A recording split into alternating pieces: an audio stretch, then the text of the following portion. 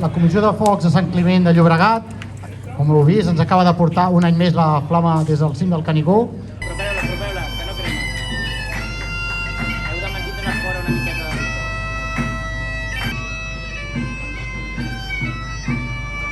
Ara, retrobeu i ara...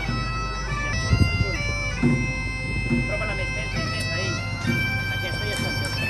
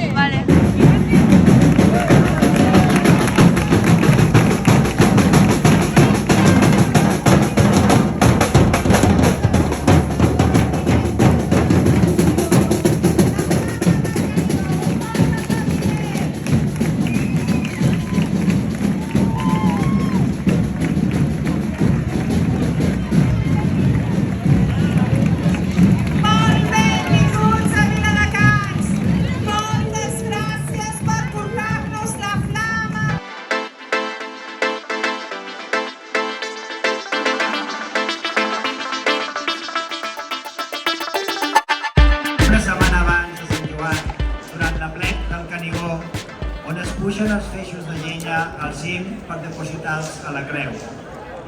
El recorregut s'inicia el 22 de juny al matí, quan es recull la flama amb el quinquer al Castellet de Perpinyà, on s'està tot l'any encesa.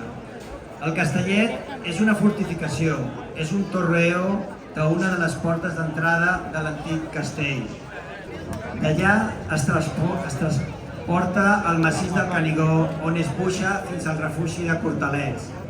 Al capvespre es fa l'ascensió fins al cim. A mitjanit, després de fer els pampaments, l'esperada regeneració. S'encén la foguera amb els feixos de llenya i la flama pujada.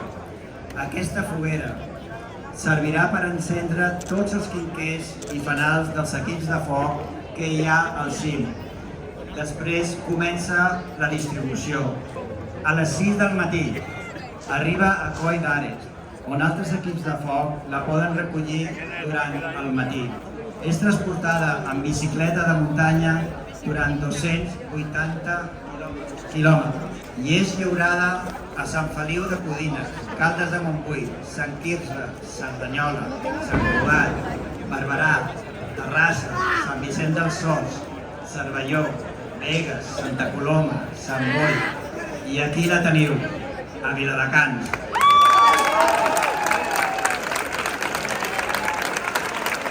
La finalitat.